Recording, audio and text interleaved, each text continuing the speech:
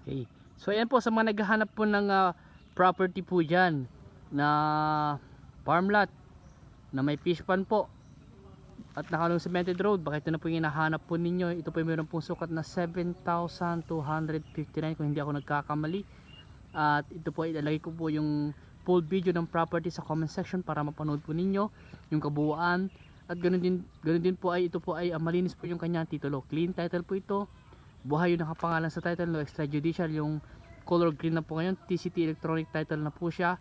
At ito po ay located po dito sa bayan po ng Umingan, lalawigan po ng Pangasinan. At ito po ay meron pong frontage po na 34 meters. At ito po ay may mga iba't ibang mga puno nakatanim. Ang maganda po dito ay malapit lang po sa elementary school. Ayan po, yan po elementary school. At ito po yung tapat po ng property ay katapat po niya yung barangay hall po.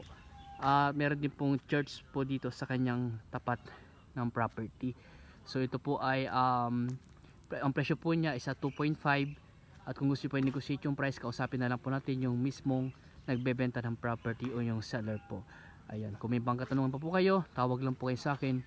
At kung gusto yung mag-viewing, mag-schedule lang po kayo at masamahan po namin kayo sa property. So hanggang dito po muna at maraming salamat po sa inyo lahat at God bless po.